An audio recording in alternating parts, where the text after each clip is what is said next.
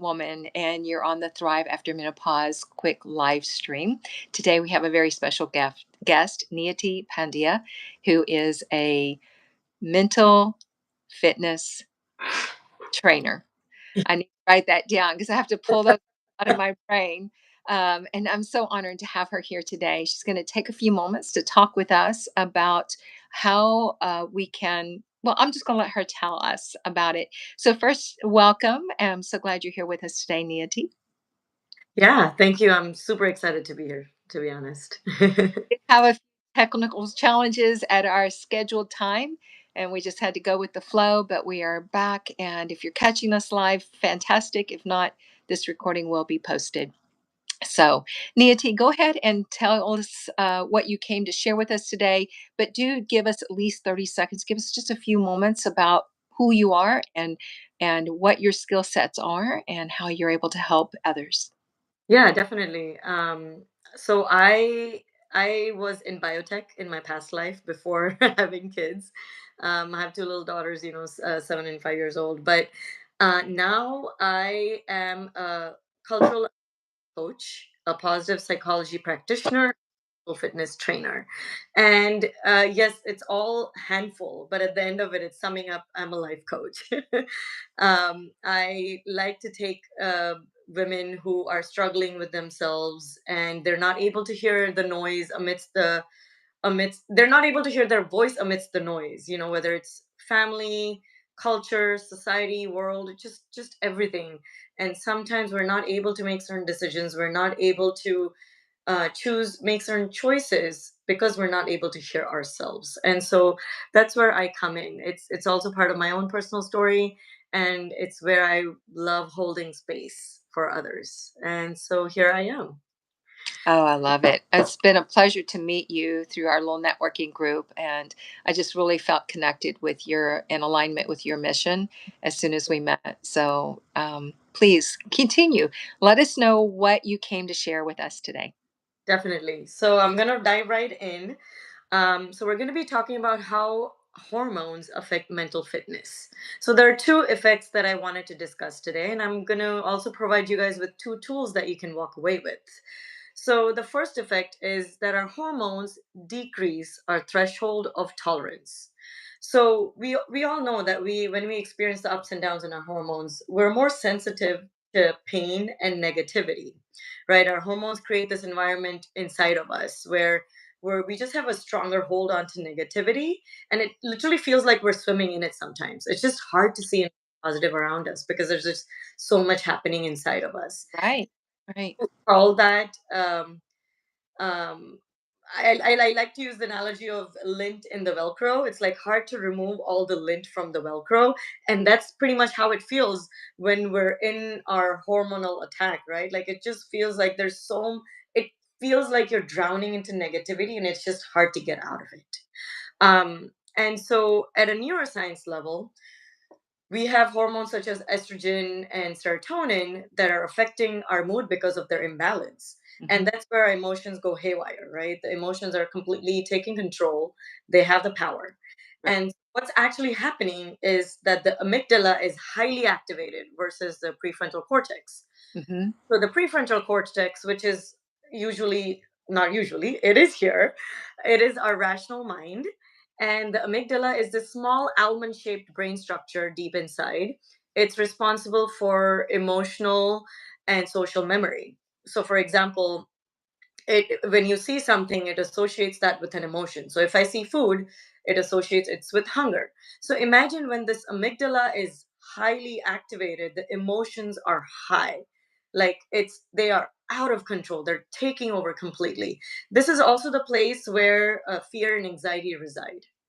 And so I want to also give you guys a glimpse into the world of positive psychology, because this is where we kind of talk about the analogy of elephant and the rider. The elephant is this big guy, which is the emotional brain, and the rider is the little guy, which is the rational brain. And so when the emotions are everywhere, the elephant is obviously just out of control and loud. And the rider is like trying to control and trying to take hold of it, but that's not the point. That's Right. not what we want to do. The whole point is that we need the emotions. we need to learn how to navigate the emotions, and we need to have balance between both the minds. If either of the minds take over, if they're overactivated, that's where the whole imbalance happens, and the hormones exactly know how to create that imbalance and take advantage of that. So how do we undo all of this and increase our threshold of tolerance? Right. So the tool that I want to offer here is the five senses tool. I'm sure everyone has done it at some point in their life, but it's often ignored and taken for granted. And there's so much depth to it. So five senses rule of, going back to hearing, seeing, smelling, breathing, taste, and touch. Mhm. All we want to do is pick one of those senses and pay attention for 10 to 20 seconds. Okay. We don't need to do it more than that. Ideally, if you're able to practice it every day, that's ideal, and more than that, several times in the day. Right. So, for example, let's say I'm here, working, and I want to just take a break. I'll just close my eyes and listen to a sound that's furthest away from me, like an ambient sound that I've not paid attention to while I was working. Be with it for 10 to 20 seconds. Or let's say if I'm going to go on a walk, I'll just stop and look at this beautiful flower or this leaf and just be with it. Look at the colors, the texture, just 10 to 20 seconds, no more than that. Because the thing is, our minds are so busy, right? Our minds are so busy jumping from one thought to another. And we're Right. literally jumping literally within 10 to 20 seconds or even less than that. And so there is no right or wrong way of doing this, but it's just the fact that you're doing it, which is more important. Your mind will be jumping from one thought to another. That's the job of our mind. But we're training it. We're training the elephant to calm down. So again, it's like carrying the five senses in your wallet. It's free and it's with you all the time, right? Love So it. what tool is doing for us, it's like three things. One is it's deactivating the emotional brain and activating the rational mind just a little bit, so just enough so that they can work together. This way we have a better control over our mood and our emotions. The second is the more you practice this, over time, you'll see that you're able to recognize that you're in a negative state for more than 10 seconds and you're able to kind of shift out of it. And being in a negative state for more than 10 seconds, it's actually physiologically detrimental to our mind and our body, Yes. which Can you most say of us. that again? Yeah. So, oh, you want me to repeat that again? Yeah. Yeah. So, staying in a negative state for more than 10 seconds is physiologically detrimental for our mind and our body. It's so I talk about this in my coaching program a lot because it's similar to the concept of putting your hands on hot stove Mhm. for more than 10 seconds. I don't need to say anything more than that. We know what happens after 10 seconds. What's happening inside our body without us realizing in that moment, but you will see the after effects of it eventually down the line as we get older. And the third thing I wanted to add here is using this tool and being present with our senses, we're allowing positive hormones to be released, such as oxytocin, the love hormone, the joy hormone, right? So Right. all this is helping us stabilize our hormones in the sense with in terms of the power that our hormones have over us. So now moving into the second effect that I wanted to talk about is that our hormones create disconnections. So we know that we have positive and negative voices in our head. So again, talking about my coaching program, we call this saboteurs and sage. So the negative voices in our head are our saboteurs. There are many of them. There are 10 of them, but they sabotage what we do and how we do things. Right. Versus the positive voices, which are the sage voices, which is where we tap into our wiser self, our wisdom, our true voice, our authentic voice, whatever you may want to call it, right? Sure. Yeah. And so our hormones influence the tone and the pitch of our inner voice. So I want to give you guys a playful example. So think of our mind as our bedroom, and the hormones are they conveniently unlock the door. And without our permission, without our knowing, we don't realize all these manipulative voices, these saboteurs enter the room. Now all of a sudden the room is so crowded and is so noisy that we're not able to hear our own selves. Like there's this drift and this distance. Right. We're able to see and hear ourselves. We're not able to see our authentic self, our authentic voice. Um, and the connection to yourself is like it's like a struggle at that point. It's suffering. And so Right. you can that the connection deep inside is struggling, and that it's a reflection outside as well, because there's disconnection outside. We're moody, cranky, edgy with the people around us. We're not able to see things in the positive light. We're not able to see positivity in the world for some time, especially when we're in this hormonal attack and we're feeling low. So one of the things that say to my clients is like, next time, remember to lock the door. And so, how do you lock the door? So we already know we have the five senses tools out of many tools that are out there. The second one I want to offer here is the concept of play. And play, similarly, like we think of children playing, and that's exactly what we want to do, right? We want to tap into our inner child that we have forgotten about as we get older. So literally think of an infant that is like trying to crawl and picking up things on the way and just grabbing and looking at it with so much fascination and curiosity that it actually creates disconnection, or sorry, that it actually creates detachment.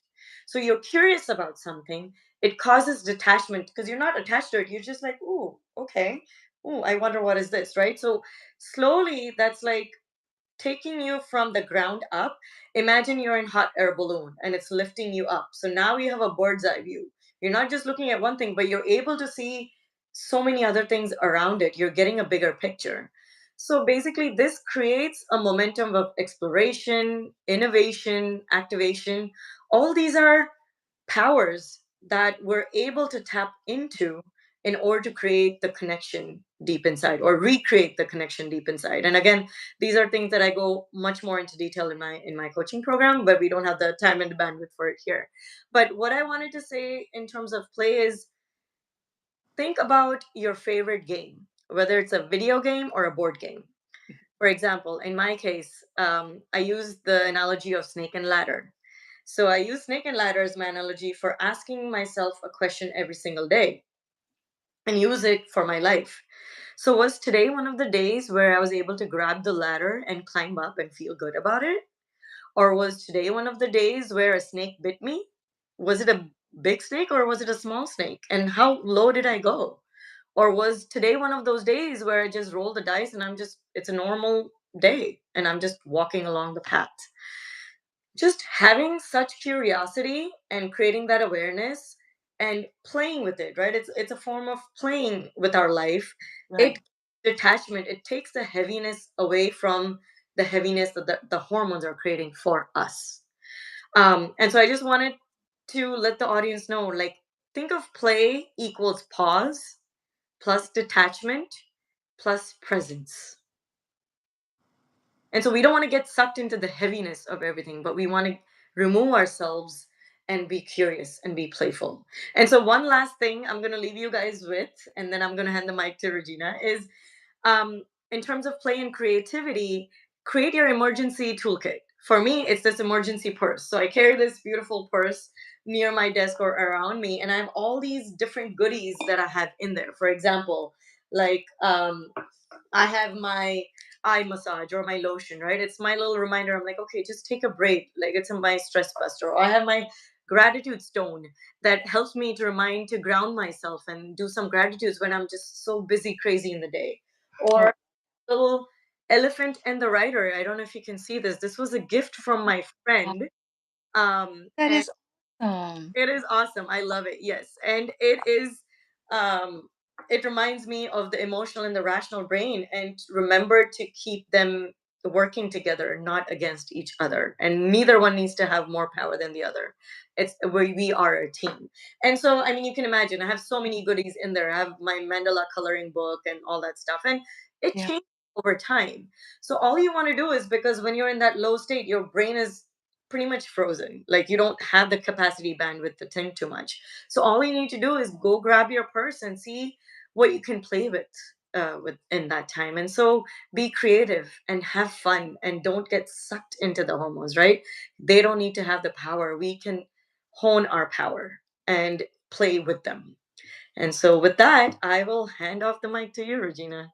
Oh, wow. You have just gotten the tip of the iceberg on this topic. I can see us definitely doing more sessions together, and I look forward to those with you, Niyati. You're an excellent presenter, and I have some great nuggets here.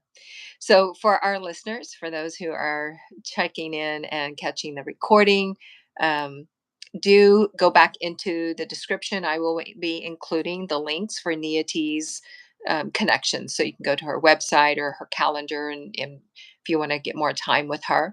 And then there will be links in there for the online yoga and fitness studio that I offer.